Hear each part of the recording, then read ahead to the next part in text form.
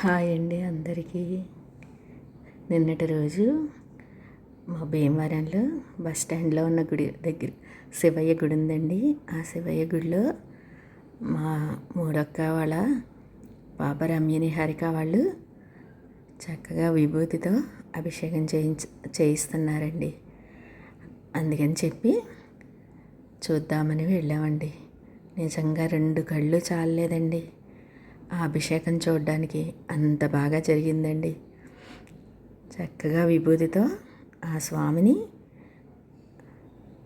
అష్టోత్తరాలు చదువుతూ విభూతితో అభిషేకం చేస్తుంటే ఎంత కన్నుల పండుగగా ఉందోనండి. ఆ పంతులు గారు కూడా ఎంత బాగా చేశారనండి. వెళ్ళిన వాళ్ళందరితోటి చక్కగా విభూతిని బిందెతో ఇస్తూ ఉంటే తీసుకుని ఆ స్వామికి అభిషేకించారండి. మన చేతులతో ఇస్తే ఆ విభూతిని ఆ స్వామిపై ఏ విధంగా అభిషేకం చేశారు. ఎంత బాగా జరిగిందో అసలు. కార్తీక మాసంలో ఈ విధంగా మనం చూడడం అంటే ఎంత అదృష్టమో కదండి. అలాగే ఆ శివయ్య అనుగ్రహం కూడా మనకి ఎళ్ళవేళలా ఉంటుందనిపించిందండి ఆ అభిషేకం చూస్తుంటే.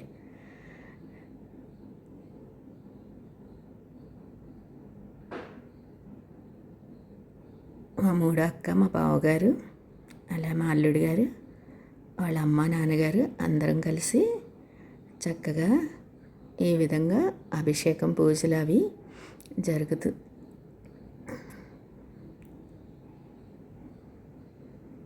అభిషేకం జరిగాక ఆ స్వామికి అలంకరణ చేశారండి.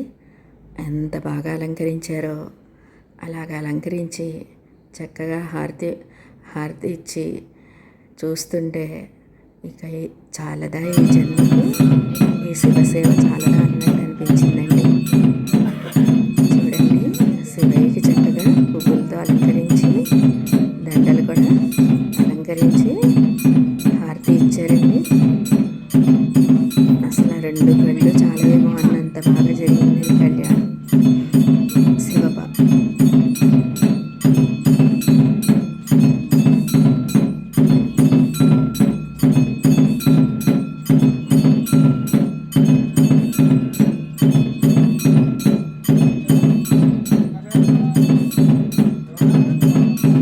కార్తీక మాసంలో చక్కగా ఈ విధంగా శివయ్య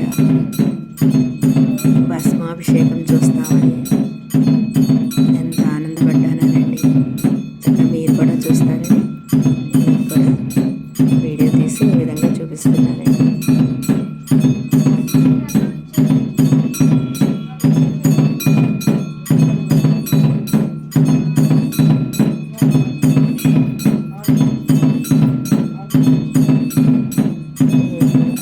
అభిషేకం అయ్యాక చక్కగా స్వామివారికి దండలు అలాగే కలువలతో అలంకరించి హారతిచ్చి తర్వాత ప్రసాదంగా పులిహార పంచి పెడితే అది తీసుకుని మేము ఇంటికి వచ్చేసామండి. ఇంటికి వస్తూ పంచనామ క్షేత్రాలని చెప్తారు కదండి. సోమేశ్వరాలయం అలాగే భీమేశ్వరాలయం ఉంటుందండి. ఆ ఆలయాలను కూడా దర్శనం చేసుకుని ఇంటికి వచ్చి చక్కగా అక్కడ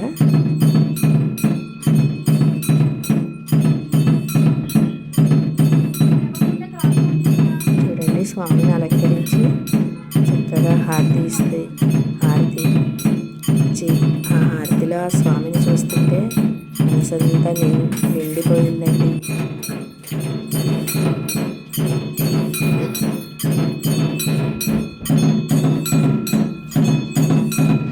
కార్తీక మాసంలో ఎంతటి భాగ్యం కలిగిందని ఎంతో ఆనందపడ్డానండి. మీరు కూడా చూస్తారని ఈ విధంగా వీడియో తీసి మీకు చూపిస్తున్నాను. హరే హర హర మహాదేవ శంభో శంకర నమః శివాయ. ఆ శివయ్య నమస్కారంలో ఆలయం అంతా